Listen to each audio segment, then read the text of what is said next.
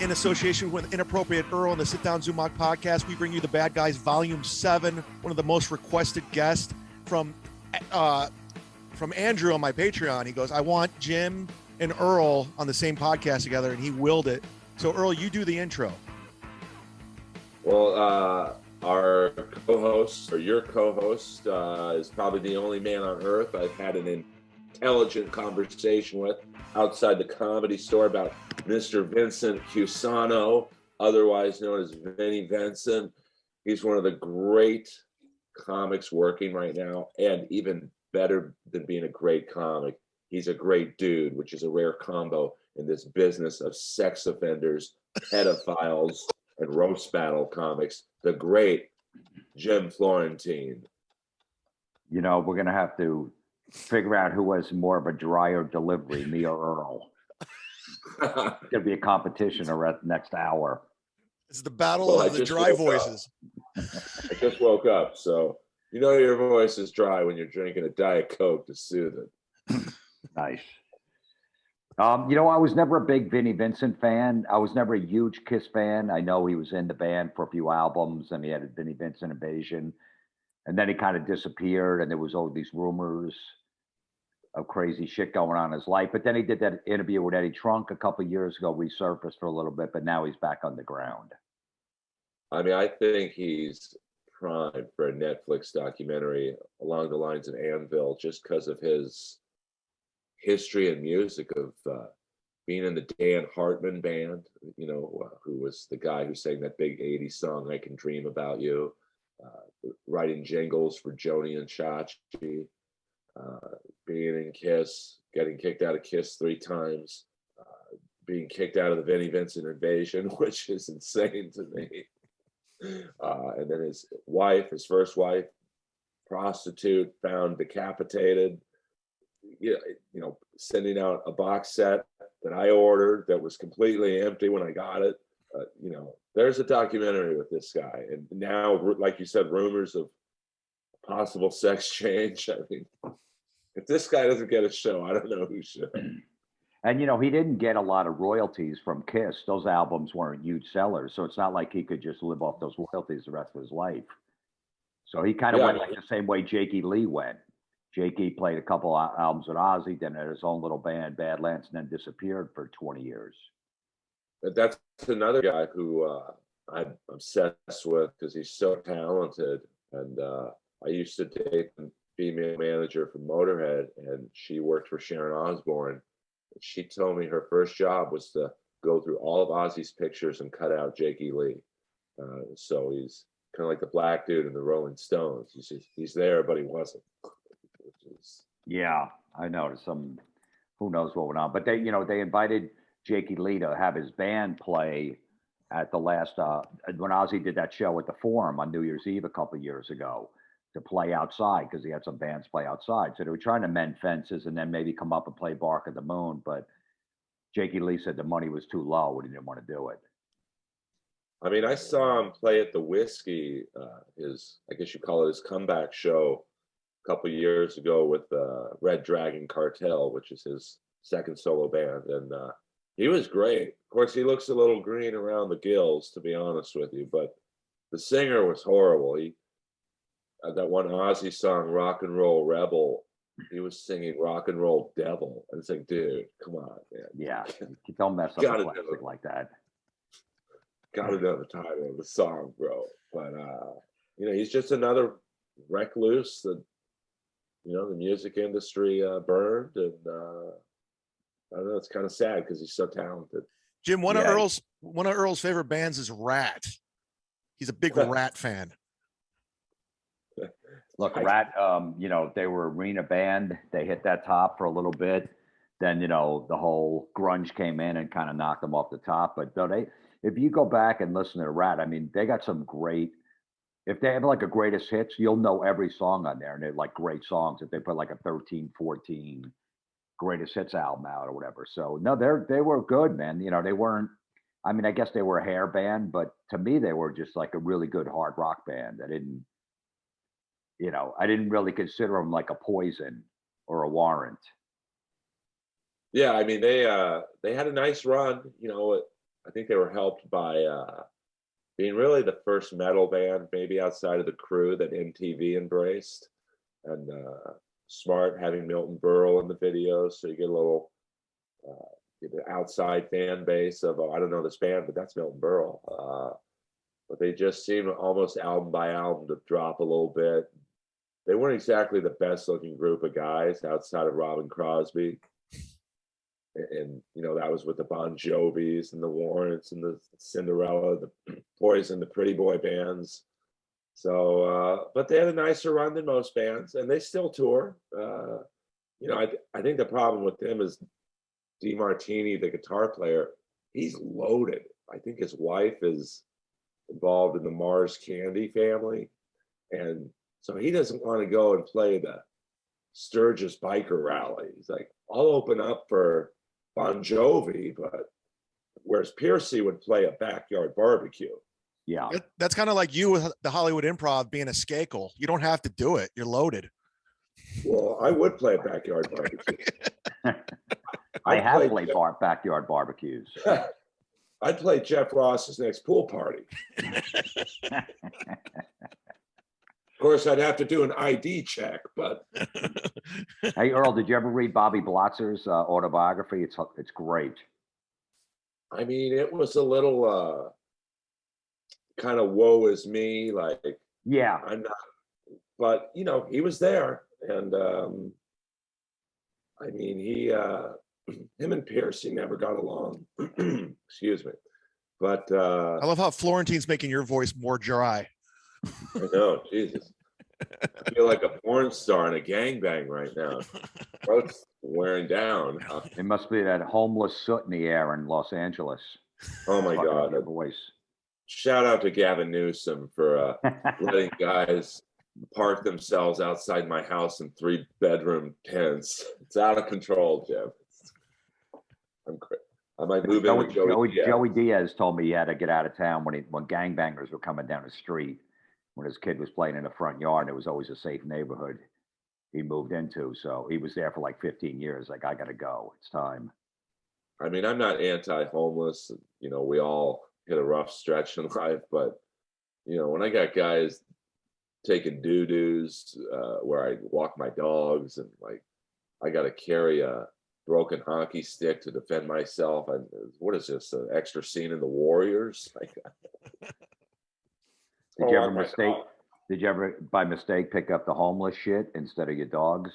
Well, when I had a German Shepherd, they took pretty equal-sized dumps. So, but one time I gave, it was so cold out here, and I know you guys are used to much colder weather than me, but I saw this homeless guy shivering, and I gave him my roast battle sweatshirt and said, you take it. And then the next night, I walked by and he's wiping his ass on Jeff Ross's name. I'm like, that's a bigger gift than the hoodie was to you, my friend.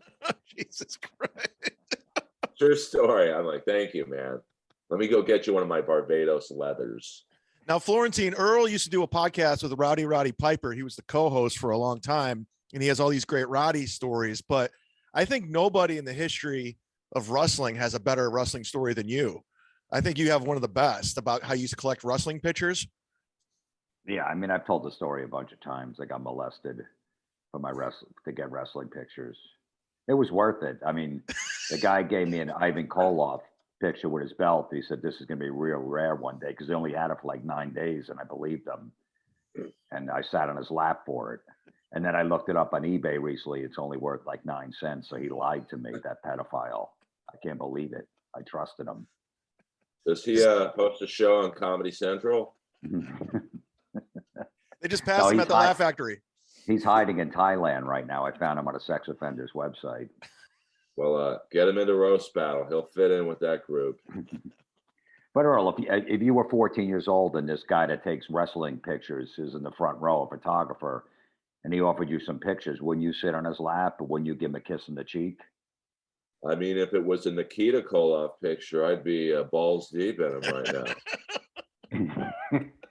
It was the first, like he sold me on the Hulk Hogan bleeding, like there was no pictures of him bleeding, and this was a rare one because he took the pictures in Baltimore and that match wasn't televised.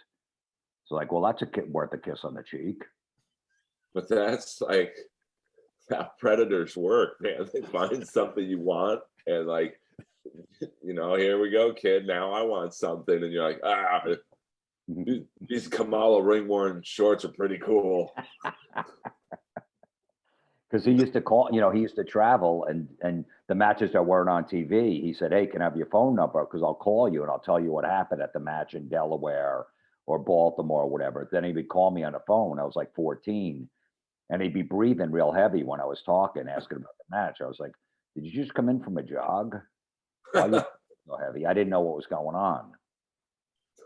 Well, I mean, when you're that young, you know, you don't know about child molesting stuff, and that's why they pick you, because you're naive. And you know, I mean, I was Me Too'd by a casting director, you know, basically tried to get me to play with his balls on the Fox lot. Difference between you and me was I was 34. I don't know what was going on. I mean, look, if the guy's going to give me the results of the superstar Billy Graham versus Bob Backlund match, the least I could do is let him jerk off to my voice. It was at 14, it was starting to get deep like this, so it must have been a turn on for him. But that's back in the day. You know, I think I'm older than you. I'm 53, so like you did have to wait for the results in like either Pro Wrestling Illustrated or WWE magazine. You had to literally wait a month to find out, you know, did Abdullah the Butcher beat Killer Brooks with Gary Hart in his corner, you know, in Georgia, you know, 2 months ago. So if you had a pipeline for early results, you know, you got to do what you got to do. That child molester was kind of innovative, though. Like he saw an angle. He's like, you know what? I could take these photos and get some young kid who wants the results. I mean, that was actually kind of innovative for a pedophile. Yeah, I mean, you know, and there were $1 a picture at the time. So, you know, and that day when I was 14, that was a lot of money. And as a 14-year-old kid, that was, you know, I was a dishwasher making $3.35 an hour. I'm like, all right, you know, I could save a buck here, a buck there. And I still have the pictures. I still have them in the same scrapbook. Then it was worth it. It was. I mean, I show my son. I'm like, this is what Dad did for these pictures. Well, how did it? I know you told the story on Diaz's podcast, but how did it end? Like, how did this all end with your brothers? Like, what was the exact ending? I forgot. Yeah, I just, you know, he stayed over our house one time, and then I woke up in the morning and his hand down my pants. And what's that, Earl? You probably didn't even think it was wrong. Like you know, you're a kid. Like I thought it was his finishing move. Well, I hope it was. I hate to see the follow-up move. I mean, Rowdy's was the sleeper hold. He should have used that one. I know. He could have put me to sleep and then did whatever he wanted to me. At least I wouldn't have known. No, that was Pat Patterson's finishing move. Oh, yeah. He had a few finishing moves. Well, I will say when I used to go to there was this really violent organization in the mid-2000s called XPW. And it was basically ECW with no budget and less planning. And they had a gay wrestler named Angel, who I don't know if this guy was gay in real life, but if he wasn't, I would love to hire his acting coach, because his finishing move was, you know, he'd hit you, and instead of falling on your back to get pinned, you'd end up on all fours with your ass in the air, and he'd come behind you and pump you 3 times, and the ref would count you out. And you know, are you serious? Oh, it's completely serious. I mean, wait, but how was he pinned if he's on all fours? Well, I guess the theory was if he pumped you 3 times in the ass, that was the like guy gives up. The referee. But they had some wacky. They had a tag team called the West Side. It starts with an N. and it rhymes with bigger. And they had merch, like they had little kids running around with the West Side, that word. And this couldn't have been televised, right? This couldn't have been televised. Oh yeah, it was on. I guess not public access, basically in LA, and then they got a little bigger because they started poaching ECW wrestlers. That's the match. That's the company where Vic Grimes got tased off the scaffold by New Jack. That was XPW. Well, look, Earl, that gay guy, if he's going to pump you 3 times on all fours, that's when, if you're the opponent, you just tap out. Yeah. You don't have to be pinned. You just tap out. It's like the figure 4 leg lock. You just got to tap out. Yeah, I'm like, all right. But it was, I saw the Dark Side of the Ring episode they did on it. It didn't capture the wildness. You had to be there live. I mean, their Howard Finkel, their ring announcer, was a guy who dressed in a Nazi outfit, and he would goose step to the ring going like that. I mean, it was wild. That's great. But didn't your brothers beat the shit out of the child molester guy or something? Yeah, because after he put his hand down my pants, I ran, and he gave me a bunch of pictures not to tell anybody. So I went through his photo album. I picked out like 20, and then as soon as I got the pictures, then I told my older brothers, and they wound up beating him up and sending him back on a bus to New York City. Where he probably did it to another kid. Like, oh yeah, no, I went on Howard Stern originally and told this story, and I had like 20 different people around the country email me and say, was it this guy's name? He did the same thing to me. Yeah, all the stuff. So, I mean, that's how they operate, man. It's like Pat Patterson went from the Brooklyn Brawler to trying Shawn Michaels, and then Sid Vicious has that funny story about that they were somewhere and Pat Patterson was like massaging his back. And can you imagine trying to fuck Sid Vicious? Like, he's like 6'9". He's the type of guy who's pretty straight, isn't down with that. So, but that's how aggressive they can be. Is Pat Patterson? I'm going to get this guy. Yeah, he worked for the WWE for a long time. He was Vince's right-hand man. I think he still works for the WWE, right, Earl? No, he died recently, I think. Oh, I think he's still alive. I think. Oh, maybe he is. I thought maybe, but no, he worked for them for a long time. But you're right, though. I mean, so many wrestlers die. You think, wow, how is Pat Patterson still alive at his age? I mean, that's why Piper going to 61 was like actually kind of amazing. Oh, did you watch? Did you watch the WWE thing about Roddy Piper, Jim? I don't know. The A&E like biography thing. Oh yes, yeah, I watched it. It was great. Yeah, that dude was a bare knuckle boxer, like bare knuckles. That's how he survived early on before wrestling. Well, he was legit tough. I mean, anyone who's trained by Stu Hart in the dungeon, you're not just, like the Ultimate Warrior was a bodybuilder. He was just fucking around doing wrestling. He didn't really care about it. You train with Stu Hart, you were tough. Yeah. No, that's when I got out of wrestling after Piper's Pit. After that I checked out for a while. Then my kid got back into it, so I got into it for a little, but now he's back out. I'm back out. Yeah, I'm not even. I will say, give AEW a chance, Jim. Like, no, I believe me. If we watch it, we watch AEW. AEW blows away WWE. That guy MJF, he's pretty funny. Yeah, no, we'll tune in every couple of Wednesday nights just to check it out, and it's great. It blows away WWE. I mean, WWE now they're like family friendly now. They get rid of so many good. Just every other match. My son and his friends, 11 years old, got into it, but there was every other match is a female match. He's like, all right, enough with the fucking girls. Yeah, bring back the fabulous Moolah. She had no ass, but she had great tits. I mean, I definitely jacked it to Fabulous Moolah when I was 15, 16.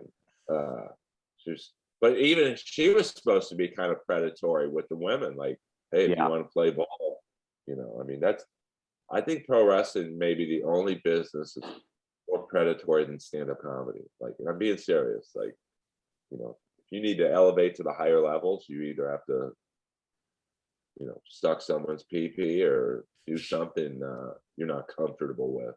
Yeah, I mean, look, the guys are walking around in friggin', tights, basically underwear, and the girls are scantily clad, so some shit's gonna go down backstage. It's just the way it's gonna be. I mean, and what you have to put up with.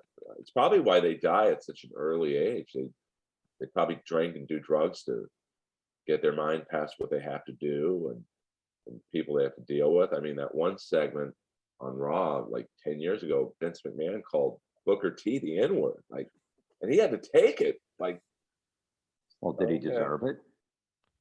Well, no, I mean, it was just yeah. I mean, he just had to sit there and smile because it's part of the written segment. Yeah. So, yeah.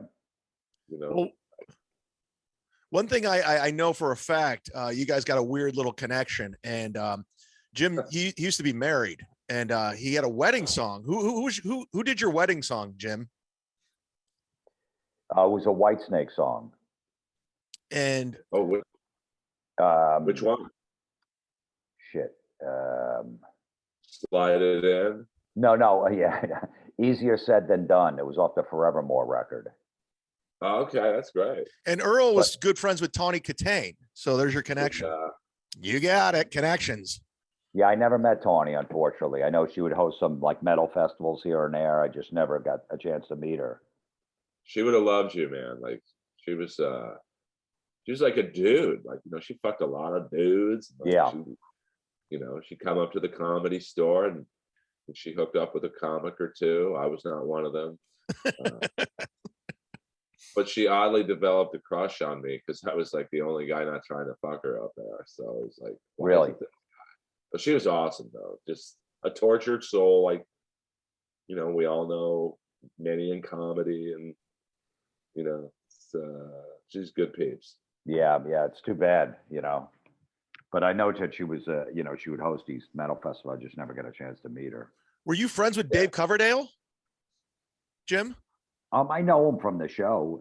He actually gave me an acoustic, like a violin version of that song that they never released for my wedding song. When I told him it was going to be my wedding song, so he gave me an exclusive version of that song. That's pretty cool. Yeah, it was pretty cool because I told him, I said, "Hey, it was like a few months before the wedding, and I told him what the song was. He goes, "Oh, I got a version that's never been released. I'm going to send it to you. Use that. It's perfect." Did he give you a divorce song? No, he didn't. But I was trying to think of one if they had one that might have been. But no, he was writing you one. It never got finished. Called "All Women Are Whores." Yeah, he's just especially all. What's the landscape like out there now? I mean, Jim's in Jersey with Joey Diaz. I'm down here in Florida. What's the store like? What's the vibe? What's going on? I mean, there's definitely less star power, I guess you'd say. I mean, when you look at, who left, Rogan, Joey, Theo, Tim Dillon, and Seaburn. But the lineups are still strong. I mean, it's like wrestlers, Hulk Hogan leaves, you put in the Ultimate Warrior, and hopefully he makes it work. Ultimate Warrior leaves, you put in Sid. And, I mean, every comic's replaceable. I think Emily at the store is doing a great job. I mean, given what she's had to work with. I mean, she walked into a 14-2 team, all the free agents left. So yeah, they dismantled the Comedy Store like the Marlins in 1997 after they won the World Series. Yeah, I mean, it was a fire sale. Yeah, definitely different, but it's still sold out every night. And, I guess the stores like the Yankees, it's always going to be the place, and like the Cellar as well. But you're seeing a lot of comics get opportunities that they probably wouldn't if all those guys and girls were, still here. And that's good. You know what I mean? It's good they bring the up and comers and stuff. People that it's tough to get those slots. When I used to come in and do Sam Tripoli's show on a Tuesday or Wednesday, man, get off a plane and be on Murderers Row, that lineup. I'm like, holy shit. is insane. So, and there's no room for new guys when you have those killers and guys that could bring people into the club at that time. So, oh yeah, I mean there were getting a shot. There were lineups that I was on, of course, toward the end. But hey, you're on the lineup, and I was like, I don't even think I should be on this lineup. Like Rogan, Marin, Whitney, Cummings, not Eli Whitney, and all these Ian Edwards, and you, and like it was just like, wow, this is. I just hope I can, because at that point when you go on toward the end, or like tonight I'm going on last. I don't know who's on the lineup, but. They've heard every joke. They've heard every crowd work, especially if Rick Ingram's on the show because he's like the king of crowd work. You got 1 minute before they start looking at, okay, which exit do I leave out of? So, but I like it. It works out most nights than not. But, it's kind of like being the last guy in a gangbang. You're just happy to be there, I guess. That's overrated. I got no problem. Like if Chad was going to go in a gangbang, I think we talked about this. He needs to go first. Yeah. You don't have to. Yeah, I got to go first, or at least second. I'd rather have warmed up a little. I don't care. Whatever spot you want to put me in the lineup. I mean, this sounds like a full of shit answer, but I'm genuinely so honored, or whatever the word is, to be up there that I could care less when I go on. Right, exactly. It's like they're making out the order, like you're going to go last. All right, I'll go last. Yeah, I mean, it's not like I can call Emily and say, hey, can I go on ahead of Sebastian? Because, my cartoon's been canceled for 2 years. It's back in rerun. Yeah, but I don't want to follow Sebastian. That's the thing. I'd rather go first, get it out of the way. Are we talking comedy or gangbang? I'm putting comedians in a gangbang. Well, look, I mean, that's the time to follow guys like monsters and, killers like Sebastian is at the Comedy Store on a Tuesday night. If you ever have to do a TV taping and got to follow some killer, you're going to be ready for it. You do it on a Tuesday at the Comedy Store when no one's there to watch, or you're not exposed. So that's how you learn. But what if she's just like, I like that guy before you? Like, what are you doing here? This sucks. You're bombing. Are we talking about the gangbang or I'm trying to merge them together. All right. No, I'm just saying, just go whatever play. Look, I don't know. You don't have enough TV credits to pick what spot you want to go, Chad. So if the girl wants you going fourth, you're going fourth. And then a lot of times at the store, and I don't know if like the sellers like this or other like the stand, like people are late because they're either filming something or whatever. And like I had to follow Joey one night on one of those Murderers Row type Tuesday nights because I think Rogan's podcast ran late, and then Whitney didn't show up, and Sebastian was filming something, and there's literally like 6 people before me, like either were late or canceled. So they're like, Earl, you're next. And Joey's killing. Like he is like, I don't think I've ever seen him bomb. And it's like a Kiss concert in there. And then he gave me a very nice intro. And, I survived. I didn't kill, but, you got to be prepared, at these places, because I'm sure New York's the same. People are late or don't show up at all. Well, I told Jim the story. I told you, Earl, when I was living there and I was miserable and I hadn't gotten spots in 2 weeks. And I went down to see Sarah Mello's show, and I'm just in the green room. And she's like, hey, Bill Burr didn't show. Do you want to go up? And I'm like, oh, me for Bill Burr? Yeah, that's so I had to go up. And I went on after your boy Jeff Ross, and I had to bring up Diaz to close it out. I was shitting my pants, sold out main store comedy room. I'm up there for 12 minutes. People are like, who the fuck is this guy? You could feel them going to the restroom. I mean, I pulled it out of my ass, but it was definitely hard. It was definitely a mental fuck. Earl, Earl, don't you think the shows would go better if there was an MC to just kind of like calm down the room for a minute or two in between after a Joey Diaz kills, and then he brings you right back up to reset the room? I mean, yeah. I think the problem with an MC at the Comedy Store specifically is, I would say 80% of the comics run the light, and so the shows run long anyway. Like tonight, I'm closing out the main room at 10:30. So I'm guessing I'm going to go on at 11:15. Really? That late? Wow. So I think the only problem with a host, like Fraser Smith is like the best host in town, along with Gary Cannon.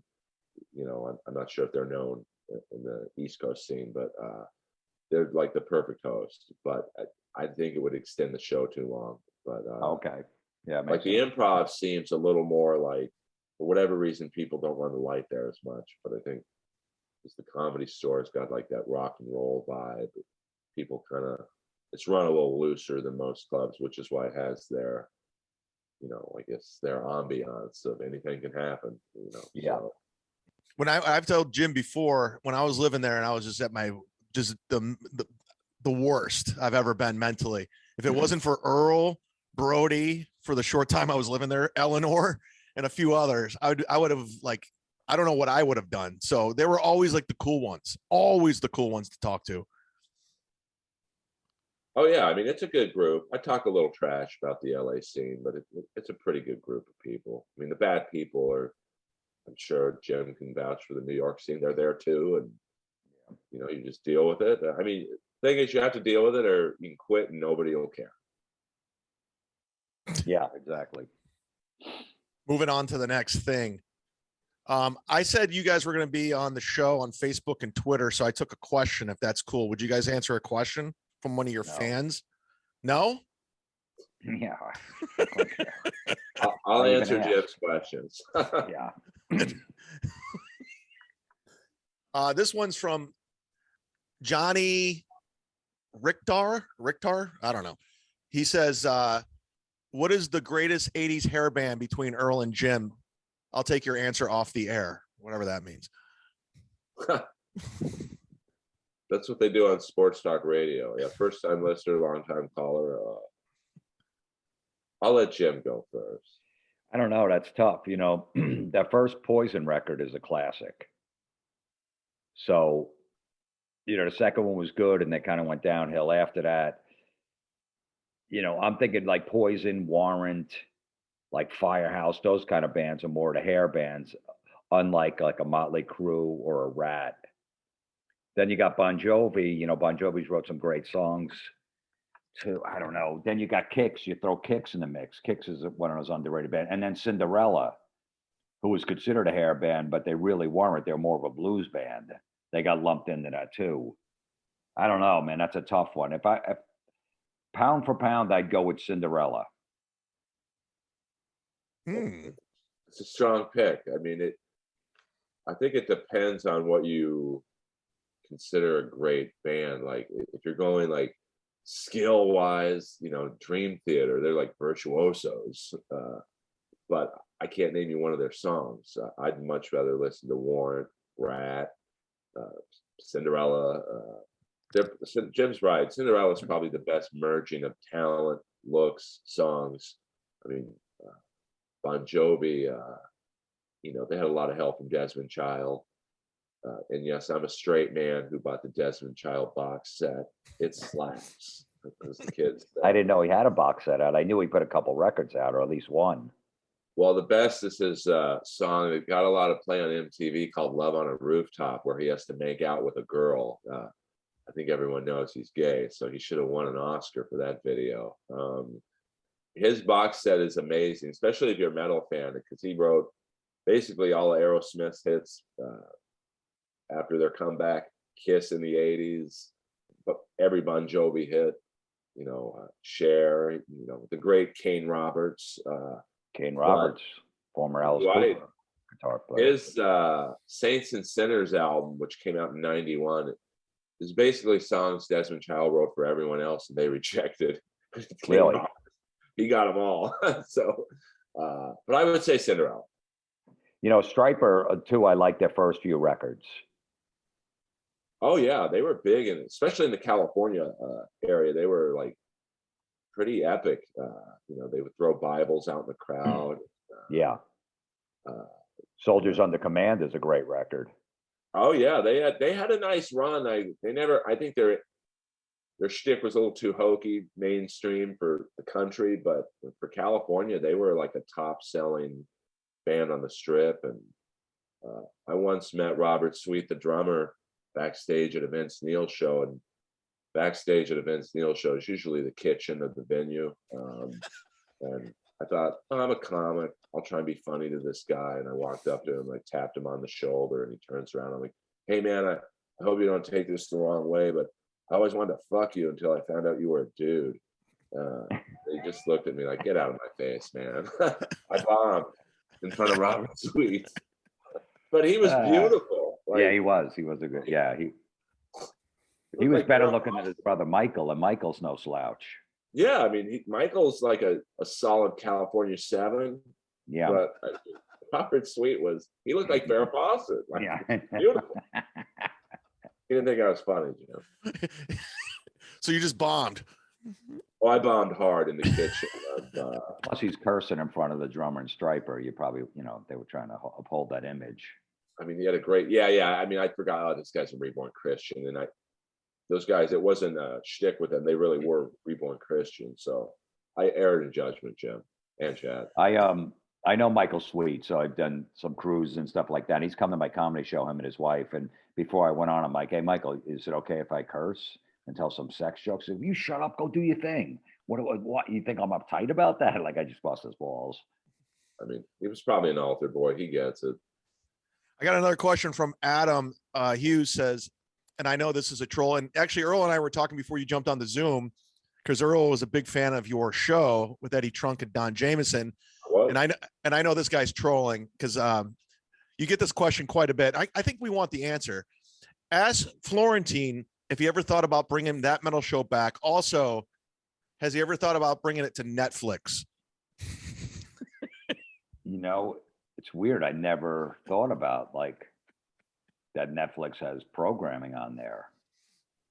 And they might have put an old TV show on there and then maybe pick it up, bring it back. That's a great idea. I mean, fuck. I'm surprised Don Jameson or Eddie Trunk didn't think about that either. Yeah, that's a great look. When I'm done with this, I'm gonna call Netflix myself and say, look, I was on this TV show that got canceled 6 years ago. You probably never heard of it unless you're a Dokken fan. I don't have the rights to the show. I was just one of the hosts. I don't own it. I don't have anything like that, but I think that you guys should take it. Because usually actors do that. Like if an actor gets canceled on a TV show that they're on, I'm sure they could just go to the other networks and go, hey, could you pick up Friends? Yeah. I was Joey on Friends. I was wondering if you want the show. Oh, do you own it, Joey? No, I don't know. No, I was just an actor, but could you put it on? I'm sure, isn't that how it works? I don't know. Well, earlier, your cartoon was canceled. Did you call Cartoon Network? Yeah. I called Tyler, the creator, and he was like, who are you? I'm like, it's the dad on your cartoon. Welcome to Hollywood, Earl. It's a tough business. Once the network, when that metal show got canceled like 6 years ago, we had an agent actually go out to Hollywood and have meetings about bringing the show somewhere else. And nobody in Hollywood ever even heard of the show. Not one TV person heard of the show. But I think I'm not just saying this because we're talking, like there's a market for it. It's small, it's a niche market, but like it's kind of like hockey is a niche sport, but it's on networks because you just need one metalhead who's an executive to. Yeah. So yeah, I'd like to find out what Jakey Lee's up to. I mean, I watched that interview; it was great. I want to hear Rudy Sarzo talk about the 50 bands he's been in. I think he's in Grand Funk Railroad right now. That guy. He's back in Quiet Riot. Yeah, he's back in Quiet Riot now. How do you have Quiet Riot? He was in Blue Oyster Cult for a while. Like that was his project before that. Now he's back in Quiet Riot.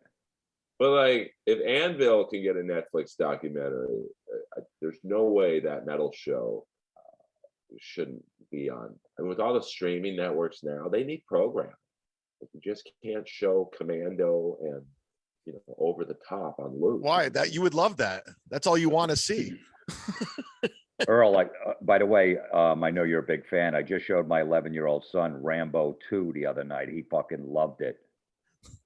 I mean, it's a good sequel, but that first Rambo is literally me, Jim, and LA comedy. So I bond with it a little more. I figured 11-year-old, there's more action in 2 that he might like 2. So let me start him off with 2, and then I'll go back. I might go to 3 and then go to 1. Well, 3 is the one they go to the Afghanistan, right? He's fighting for Afghanistan. That's why they don't really promote it. Yeah, so I don't want to start him off with one. It's like if you're gonna start get someone in the Metallica, start him off with Master of Puppets, Right. and then maybe go to the Black. Or start him with the Black Album, Master of Puppets. Don't start him off with Kill 'Em All, because that's too heavy and might turn him off.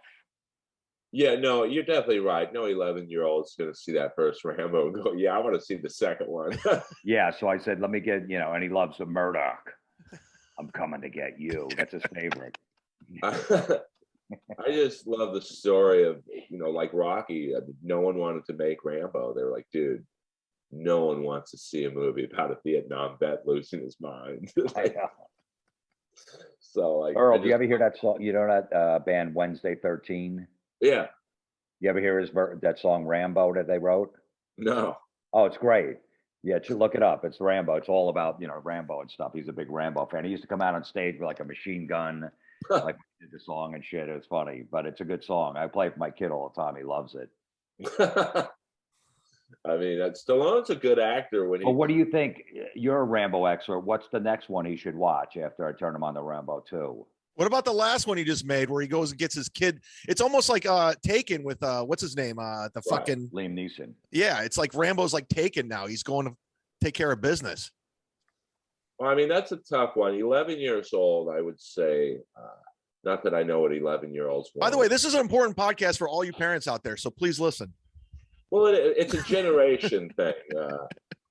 I thought the last Rambo was horrible because it was so unrealistic. Now, I know it's a movie, but like I know when I watch Predator, there's not an actual alien killing 7 dudes in the jungle. But I still like the storyline, like wrestling, to be somewhat realistic. The fact that Stallone kills off a whole wing of the Colombian cartel by himself, like I can't get behind. Like the first Rambo is believable. Like I could see this happening. Yeah. But an 11-year-old would probably like the last Rambo because it's like that Fast and Furious type of violence. And nah, he's not really into that kind of stuff. So he's more, he doesn't like the action kind of shit like that. I mean, Rambo 2. But I think maybe you like Rambo 3. It's funny how he noticed when he goes, Murdoch, I'm coming after you. He's like, oh, Dad, that's sort of like in Taken when Liam Neeson says, I'm going to find you and I will kill you. He goes, that's pretty similar. I'm like, that's cool that an 11-year-old could pick up on that. Yeah, it's basically like, holy shit, that's the line. I mean, I like the first Taken. The second one was, all right, we get it. How many bad situations does this guy's family get into? The third one was better than the second one, Taken. I mean, I just saw the Liam Neeson Ice Trucker movie on, I think, it's either Amazon or Netflix, and that's cleansed my mind of any good work Liam Neeson. Yeah. It was like, this was like a script that Jeff Speakman would have passed on. And, that's great. The Perfect Weapon, which was his one shot at a movie, and he never got a second shot. I got one more question on the Facebook. I put this out there, and Steve, because I said you were doing the podcast with Earl and I call it a swap cast. Jim calls it we're doing 2 separate podcasts. And go ahead. No reason to call it that. If Earl wants to use it for his podcast and you use it for yours, that's all you have to say. No reason to say that dumb word. Nobody knows what it is. Anyone that listens to podcasts doesn't know what the fuck you're talking about. That's inside fucking, that's like when people work at a restaurant talk about like fucking, we were slammed. We 86 that. They're like, what the fuck I don't know what your fucking lingo is. Be a fucking person. I don't know. I've never worked in a restaurant. But Earl and I, we come together like once a month and we do these podcasts. Okay, so yeah, Earl puts it on his feed and you put it on yours. We both release it. Yeah, I mean, I don't get the technical jargon. Like, Beyonce is 28. She tells me the Killers slap. I'm like, what the hell is that, man? Like, are they? When we saw the Killers with Weezer, and the Killers did like, I'd never seen them before, so I was like kind of in awe of their production. Almost like an 80s metal vibe with the showmanship and all that stuff. And they played a song called The Man. And she's like, "This song's a bop. You'll like it." I'm like, "I don't know what a bop is." Like, say it's a good song. Like, I don't know. Yeah, when you're dating a 20-year-old, 28-year-old, you got to deal with that.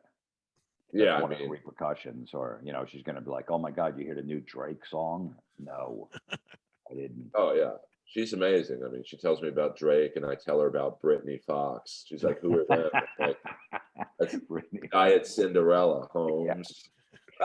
Yeah. Tell when she gets home from work, tell her about the sleazebees. Oh my, yeah.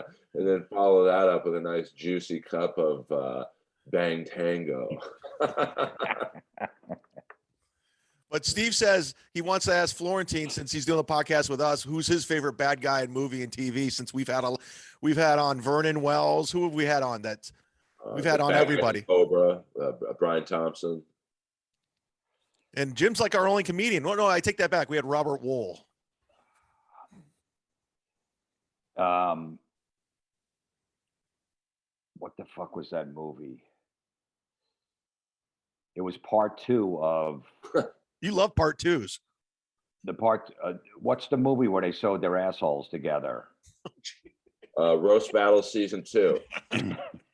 No. The Centipede one. Centipede 2. That's the worst. That's the fucking best bad guy ever in film. I mean, I never saw it, so I'll take your word. Oh, Centipede 2 is phenomenal.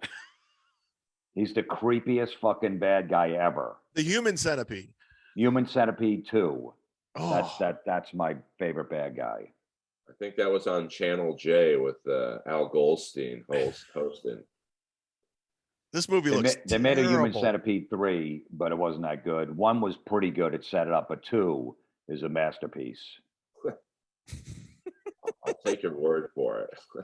I'm telling you, watch that. Nobody creepier on camera than that guy. Not even Earl? I could think of a few comics.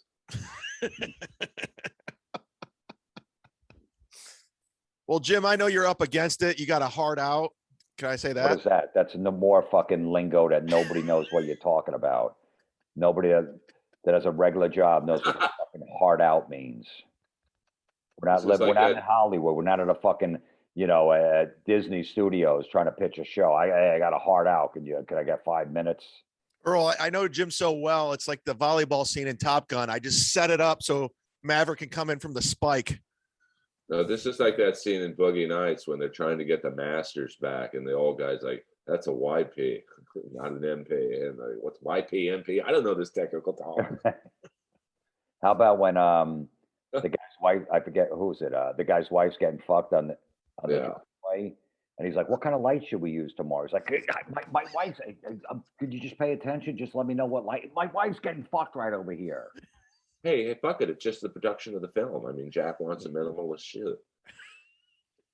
Well, they had to film all the Colonel's scenes first because he was dying in real life. So the director was such a fan of Robert Ridgely, who played the Colonel, that they had to. And if you watch that last scene where the black guy's beating him up in prison because he's a child molester. So we've come full circle on this podcast that, you can see he looks like he's dying. It's like, oh, wow, it's kind of creepy.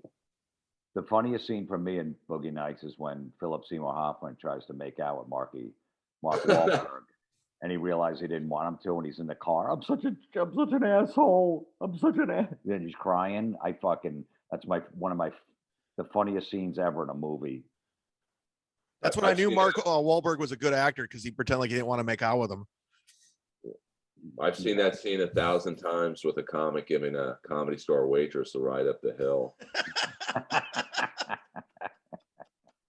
I think my favorite scene in Boogie Nights is, I'm obsessed with it, when the girl's ODing in the bedroom and that really good-looking guy is like, "I think she OD'd." And the Colonel's like, "What do you think that means, doctor? Maybe she gets some new shit." Such a classic. I know Burt Reynolds hated that movie. Like, he was pissed after he filmed it before it came out, that it was like a porno, and he was fucking trashing it and stuff. Yeah, I think he was like, they were fighting with the director constantly. And, you think about most of the actors on that set were pretty young. Burt Reynolds is probably pretty ornery at that point of his life. Yeah. really. Now, that scene with the little Asian kid with the firecrackers is the best scene in the movie. With the There's Night no Ranger reason song for that scene. There's no reason for it, but it's amazing. He's like, don't worry about him, he's Asian. That was his excuse. And they keep flinching every time a firecracker goes off, so they're all coked up. They just keep so great. See, I think the reason behind that scene was, and it kind of brings it back to metal talk, was in real life that guy was Eddie Nash, who owned the Starwood, which Motley Crue got their start at when they were called London. Quiet Riot was the house band. And that guy was the #1 coke dealer in the West Coast, but he was also gigantic in launching bands. Like the I didn't Starwood. know that about him. Yeah, no. If you look up Eddie Nash and look up the Starwood, he gave Van Halen their start, in clubs, and that's where Kiss saw, or that's where Gene Simmons saw Van Halen play for the first time, and also he was associated with John Holmes, the porn star, and those 4 murders. So I think that's because Boogie Nights is loosely based off of John Holmes, I think. Yeah. Yeah, well, he made Sister Christian famous in that scene. Night Ranger. I downloaded it right away. So I just saw them a month ago. Still unbelievable live. Who was on drums? Was it Kelly Keagy? Yeah, he was back. He's back he's back. I know he had a heart attack or something. He was back. Brad Gillis on guitar, fucking phenomenal. Because I know when Kelly Keagy's sick or he can't make the gig, Fred from Cinderella fills in, so it's kind of a. Oh, okay. But yeah, they don't get the credit for being as good as they are. It's because that first Night Ranger record is great, and even the later stuff is good too. It's album friendly hard rock shit. And if that's what you're into, I like putting them on every once in a while. Oh, I mean, I still like the Ozzy album. It's the live album. I think it's called "Speak of the Devil" that Brad Gillis was on. Because when you think of the pressure Brad Gillis was under, I think Randy Rhoads was dead maybe 2 weeks. They tried out the one beatnik, Bernie Taupin or something like that. Yeah, he was on. He played like 6 shows or something like that, and Brad Gillis took over. But the reason they put that album out, "Speak of the Devil," is because Black Sabbath at the time was putting a live album out with Ronnie James Dio. So for Sharon, just to fuck Sabbath, goes, we got to put an album of Sabbath covers out before their album release. So they went to like the Ritz in New York City and did 2 shows in one day. Rudy said they had 48 hours to learn those Sabbath songs, and they recorded and put it out before Sabbath put their live album out. Fucking great. I love that shit. I mean, that just shows you how good Brad Gillis is. That I think Sarzo at least had some knowledge of the Sabbath catalog. Like, I'll assume Brad Gillis, outside of Paranoid, probably wasn't a gigantic fan. Yeah. Maybe he was, but like. And Tommy Aldridge on drums, fucking monster. He's still out there playing. He's amazing. And he looks younger than he did back then. Yeah, he's got to be friggin' 77, 78. I mean, what a good-looking guy. Yeah, we'll end on that. Good-looking guy. Hey, I want to promote this. This is Jim's special, Bite the Bullet. It's debuting on your YouTube channel. Jim, when's it going to pop and come out and drop? December 13th. Please don't say that. You're not a rapper. This isn't 1996. Nothing drops. I'm putting it out. December 13th? December 13th, youtube.com/Jim Florentine Comedy. Okay, yeah, go subscribe to Jim's channel. And Earl, what about you? What's putting it out means? I don't get that lingo. And you don't have, if you go to my YouTube channel, please, you don't have to smash the like button. Just hit it. I don't know who came up with that, but it's fucking stupid. I'm not going to plug anything, Chad, because I respect Jim so much. Plug, please. I've nothing to plug your YouTube channel so I could smash your like button. That's I'm at Earl Skakel on every platform, including TikTok and the Sex Offenders Database. Go buy Jim's album. You people listening, it's a special. It's a special, actually. It's like an actual live performance. Jim's one of the greats in this business for many reasons. A good dude, a good comic, and trust me, that ain't a combo that's likely mixed together in this business.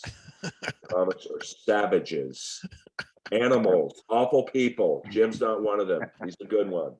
I appreciate that, man. Thanks. Coming from you, Earl.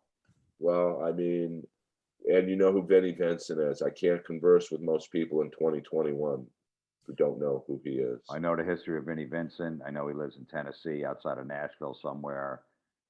Allegedly, he might have killed some dogs. And Earl has a 28-year-old girlfriend. God bless. She's her. hot too.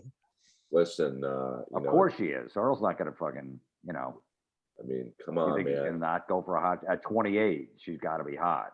You're going I'm to put up with that. 53. Sure, when she was, when I was 25, she was -0. It's not creepy at all. No, Right now, I'm doing bits that I'll probably get my own show on Comedy Central now. So is Row Girl back, or should we tease it for next episode? Real Girl is back. Jim said I can plug one thing. I have a new show coming out on the PAX network. It's Toast Battle, where we feature overweight comics eating. The first episode is Ralphie May's Ashes against Bruce.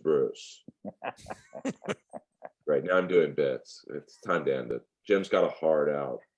that's right. Yeah. All right, for Earl Skakel, thanks again, Jim Florentine. Leave a 5-star review on the iTunes. Good night, everybody. Thanks.